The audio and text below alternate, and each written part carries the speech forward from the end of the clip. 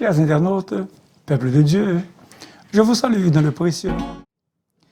Et seulement 2 versets. Psaume 107, versets 6 et 8. Verset 6, verset 13, verset 19, verset 28, les mêmes mots.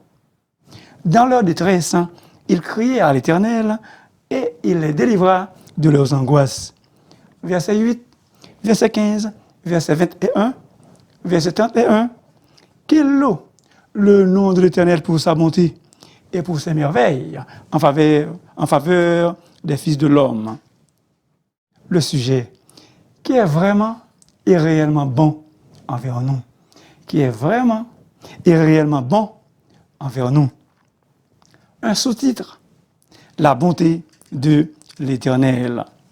Le psaume 107 est un psaume qui célèbre la bonté de l'Éternel. En fait, il est un texte de référence classique lorsqu'on parle de la bonté de Dieu. Il est écrit « Invoque-moi au jour de la détresse, je te délivrerai et tu me glorifieras. » Ce psaume confirme cette promesse. Dans leur détresse, ils crièrent à l'Éternel et il les délivra de leurs angoisses. Êtes-vous angoissé, troublé et en détresse? Si tel est le cas, je vous encourage à crier à l'Éternel de toute grâce, le Dieu de toute grâce, de toute grâce excellente et de tout don parfait. Et il vous délivrera. Toute grâce excellente et tout don parfait descendent d'en haut du Père des Lumières, sur lequel il n'y a ni changement, ni ombre de variation. Quelques points. Dieu seul est vraiment bon. Pourquoi m'appelles-tu bon? Agapaton. Il n'y a de bon que Dieu seul. Agapatos. Entièrement bon. Dieu seul. Marc 10, verset 18. C'est une déclaration que Jésus ne fait à propos personne d'autre. Les autres auteurs bibliques aussi qui ont vu la gloire des perfections de Dieu louent sa bonté et reconnaissent qu'il est le seul à être bon. Seulement 2 versets. 1 Chronique 16, verset 34. Matthieu 19, verset 17. En vérité, dans la Bible, la bonté s'applique essentiellement à Dieu parce qu'il est un être moralement parfait et généreux. Il est bon en lui-même de manière intrinsèque, naturelle. Bref, de toute éternité, Dieu est fondamentalement bon dans son essence. La caille bon Dieu, pas gain rien qui mal. C'est seulement bon bagaille. Dieu est bon, de façon suprême. Bon au degré le plus haut. La bonté de Dieu est absolue. Elle est grande.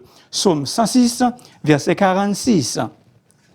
Deuxièmement, l'Éternel est bon envers toute sa création. Le premier acte de la bonté de Dieu fut la création de l'univers, le cosmos. Et cela n'était pas seulement bon, mais au superlatif, très bon. Dieu vit tout ce qu'il avait fait, et voici, cela était très bon. Genèse 1er, verset 31. C'est la bonté providentielle de Dieu, selon le dictionnaire de théologie biblique. Dans l'Ancien Testament, la bonté de Dieu se traduisait par des bénédictions matérielles. Dans le Nouveau Testament, Dieu prodigue en plus des grâces spirituelles. Envers qui Dieu est-il bon? David déclare avec force que l'Éternel est bon envers tous et ses compassions s'étendent sur toutes ses œuvres. Psaume 145, verset 9.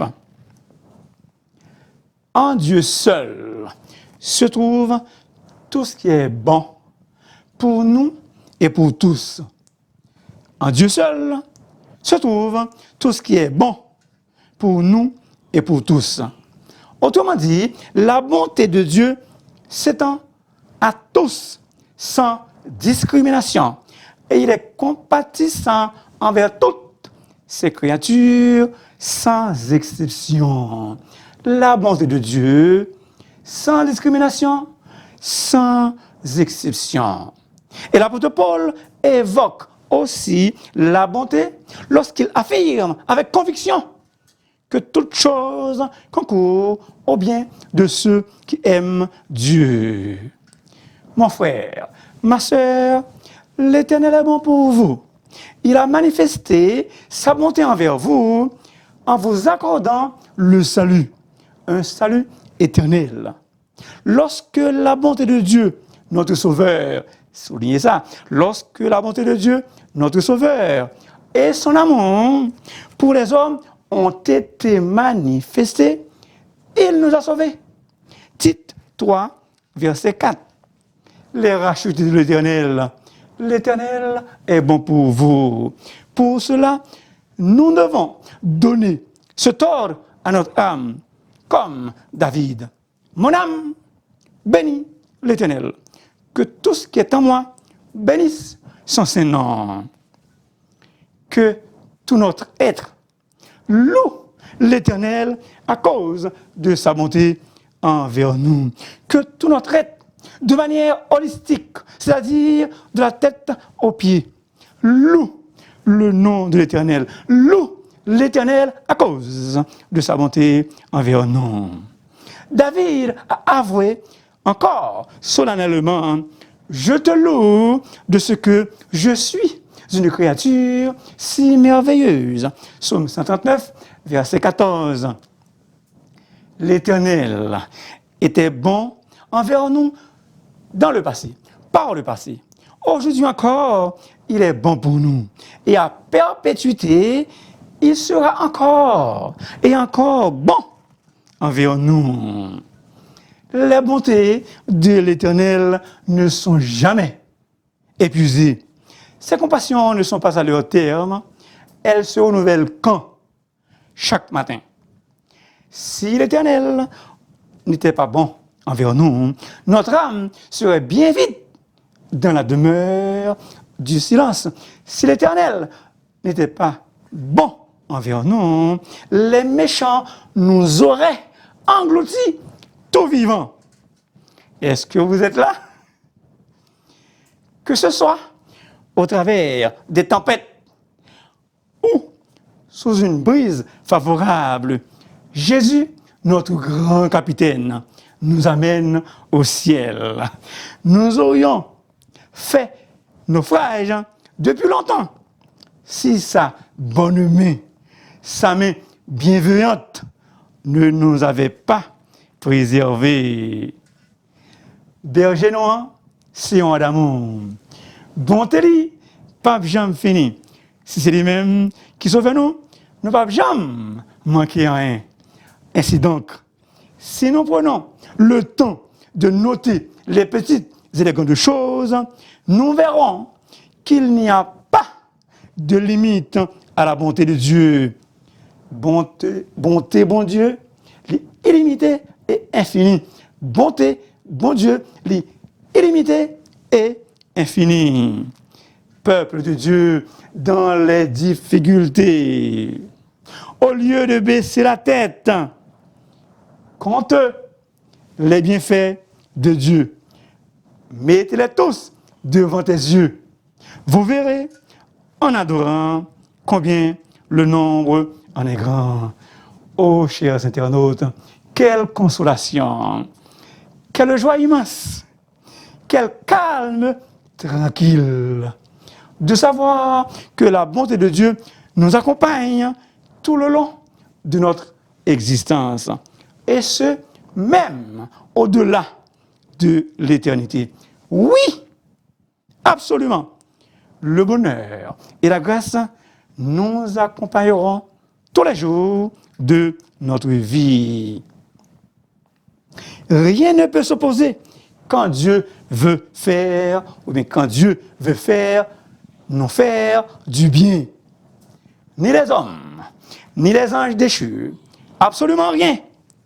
Même les adversaires les plus invétérés, les plus redoutables, ne peuvent pas résister à cette œuvre de bienfaisance divine envers nous.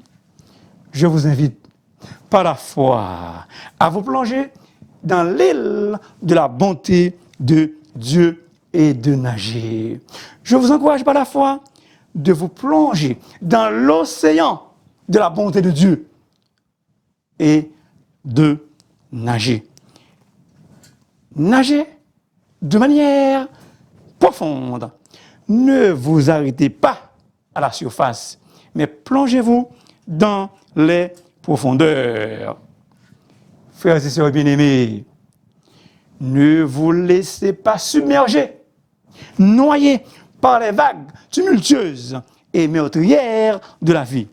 Par la foi, plongez-vous plutôt dans l'océan de la bonté de Dieu et de nager. Je vous en supplie donc de vous présenter devant Jésus dans ses greniers et lui demander tout ce dont vous avez besoin. Les greniers célestes de notre Père ne failliront jamais. Ils sont donc inépuisables et intarissables. Ici, nous parlons d'une abondance de nourriture. Bonté, en hébreu, tov. La tov de Dieu ne fera jamais faillite. Pourquoi? Parce que Dieu est riche en bonté et en fidélité. Exode 34, verset 6. Chose est possible que Dieu fasse faillite, car il est le créateur du cosmos. Les théologiens de langue latine avaient l'habitude de dire ultra bonus, débordant de générosité. Est-ce que vous êtes là? Notre Dieu n'est pas chiche. Bon Dieu nous, pas peine, il n'est pas cripia, il n'est pas mesquin. Il a un grand cœur, très généreux. Troisièmement, il faut croire dans la bonté de l'Éternel. L'Éternel est bon. Il connaît ceux qui se confient en lui. Naïm 1er, verset 7. L'Éternel connaît ceux qui se confient en lui. Bien-aimés, je vous encourage de croire à la bonté de l'Éternel, puisqu'il est bon pour ceux qui se confient en lui.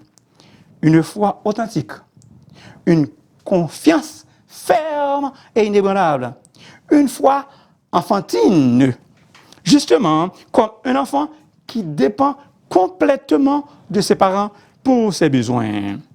Nous ne devrions jamais, au grand jamais, tolérer le manque de confiance dans la bonté de l'Éternel. Car la bonté de l'Éternel est parfaite. Elle ne fait jamais défaut. La tauve de Dieu vaut mieux que la vie. Psaume 63, verset 4. Ainsi donc, que nous ayons une foi absolue en elle, dans la bonté de l'Éternel. Dieu seul est vraiment bon. L'Éternel est bon envers toute sa création. Il faut croire dans la bonté de Dieu. Bonté, qualité morale qui porte à faire le bien, à être bon pour les autres. Dictionnaire, le petit Robert. Bonté signifie, entre autres, aimer faire le bien. Le nouveau dictionnaire biblique, révisé et augmenté. Quatrièmement, soyons bons les uns envers les autres, comme notre Père céleste est bon envers nous. Soyez bons les uns envers les autres. Éphésiens 4, verset 32. Puisque Dieu est bon envers nous, par voie de conséquence, conséquemment, nous devons être bons aussi envers les autres. Quand Dieu nous demande d'être bons envers les autres, comme toujours, il a une bonne idée. La bonté est le programme de Dieu pour rendre le travail du monde meilleur. Thérèse d'Avila a dit, la chose la plus douce que l'on puisse faire au Père Céleste est d'être bon envers l'un de ses enfants. Écoutez bien, s'il vous plaît, écoutez bien. Je m'attends à ne passer dans la vie qu'une seule fois. Si donc il y a quelques gestes de bonté que je peux faire ou quelques bonnes choses que je peux faire à mon prochain, laisse-moi les faire maintenant. Je ne veux ni les retarder, ni les négliger, parce que je ne passerai pas ici une autre fois, a déclaré William Penn. Bien évidemment, nous devons imiter Dieu en faisant ce qui est bien envers autrui, envers les autres, et surtout envers les frères en la foi. Ainsi donc, pendant que nous en avons l'occasion, pratiquons le bien envers tous, et surtout envers les frères en la foi. Galates 6, verset 10. Mère Teresa a dit que l'expression de la bonté de Dieu soit sur votre visage, dans vos yeux, dans votre sourire, dans votre chaleureuse salutation. Être bon envers autrui. Yatov, le mot tov, le verbe yatov. Être bon envers autrui. Pourquoi? Parce qu'il y a une grande récompense, une bénédiction inestimable rattachée à cela. Notre récompense sera grande. Luc 6, verset 35.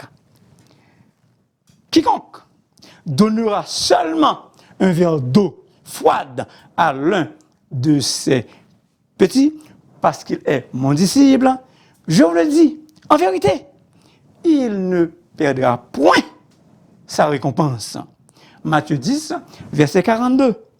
Le Seigneur Jésus observe et récompense ce que nous faisons à l'un de ses disciples.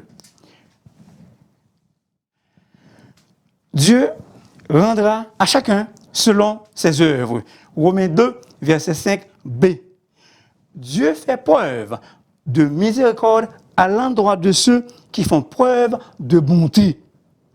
Dieu fait preuve de miséricorde à l'endroit de ceux qui font preuve de bonté. Il ne faut pas se lasser de faire du bien. Faut ne pas jamais fatiguer, fait bien. Galates 1er, verset 6. Agir avec bienfaisance à l'endroit des autres est une règle d'éthique. Là où il y a un être humain, il y a aussi une opportunité pour la bonté. Et donc, soyons bons et rappelons-nous que chaque personne que nous rencontrons mène un combat très dur, un dur combat. Parler avec bonté est aussi une règle d'éthique. Qu'il ne sorte de votre bouche aucune parole mauvaise, mais s'il y a lieu, quelques bonnes paroles qui servent à l'édification et communiquent une grâce à ceux qui l'entendent. Éphésiens 4, verset 29. Un mot de bonté n'est jamais perdu. Un proverbe français, parler avec bonté ne peut blesser la langue. Cinquièmement, nous devons louer Dieu pour sa bonté envers nous. Qu'il loue l'Éternel pour sa bonté et pour ses merveilles en faveur des fils de l'homme. Que les rachetés louent d'une seule voix et d'un seul cœur le Seigneur.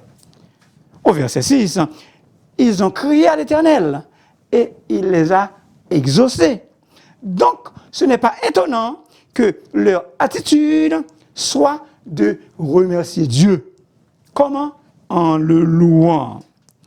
En fait, de facto, après avoir été délivrés, ils ne pouvaient rien faire d'autre que d'élever leur cœur, reconnaissant dans la louange au Dieu Tout-Puissant. Bref, le psaume 107 est un psaume d'action de grâce pour la délivrance. Sixièmement, sentez et voyez combien l'Éternel est bon. Psaume 34, verset 9. La bonté de l'Éternel sont bons. La bonté de l'Éternel est bon. Goûtez et constatez que l'Éternel est bon. Traduction, se meurt. La bonté de l'Éternel, c'est coupé douette. La bonté de l'Éternel a un bon goût. Goûtez, ta'am, et constatez que l'Éternel est bon. C'est une métaphore. Le verbe ta'am veut aussi dire goûter, manger, expérimenter, apprécier le goût de la bonté de l'Éternel. Frères et sœurs bien-aimés, goûtons, mangeons, expérimentons et apprécions le bon goût de la bonté de notre Dieu. Les femmes, quand vous préparez la nourriture, vous y goûtez pour voir s'il en manque du sel. La bonté de l'Éternel ne manque jamais du sel. Elle est toujours bonne, elle est toujours correcte.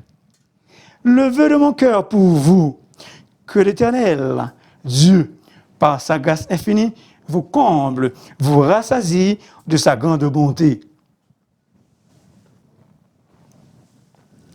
Et si vous avez faim, je vous encourage à vous asseoir sur la table de la grâce de Jésus et de savourer les mets délicieux, succulents, d'un cœur joyeux, satisfait et très reconnaissant, pas seulement pour aujourd'hui, mais bien plus tôt, jusqu'à la dernière minute de ta vie. Résumons, Dieu seul est réellement bon. L'Éternel est très bon, bon au superlatif, envers toute sa création. Il faut croire dans la bonté de Dieu. Il faut être aussi bon envers les autres. Il faut louer Dieu pour sa bonté envers nous. Sentez et voyez combien l'Éternel est bon. Goûtez et voyez combien l'Éternel est bon. Mon cher ami, si tu n'es pas encore converti et tu veux à tout prix goûter la bonté de Dieu, je vous en supplie, je vous en prie d'accepter Jésus comme votre Sauveur et Seigneur personnel. Merci beaucoup de m'avoir écouté. S'il vous plaît, n'oubliez pas de vous abonner, car La Voix des Serviteurs est votre émission. Et si vous voulez me parler, vous pouvez m'appeler dans le 514-571-2196. C'est la bonté bénie de l'Éternel qui enrichit et il ne la fait suivre d'aucun chagrin. C'est la bonté de l'Éternel, la bonté bénie de l'Éternel qui enrichit et il ne la fait suivre d'aucun chagrin. Que l'Éternel Dieu, à cause de sa bonne grâce, vous bénisse, nous bénisse richement de sa bonté dans toutes nos entreprises. Amen. Amen. Que je vous bénisse.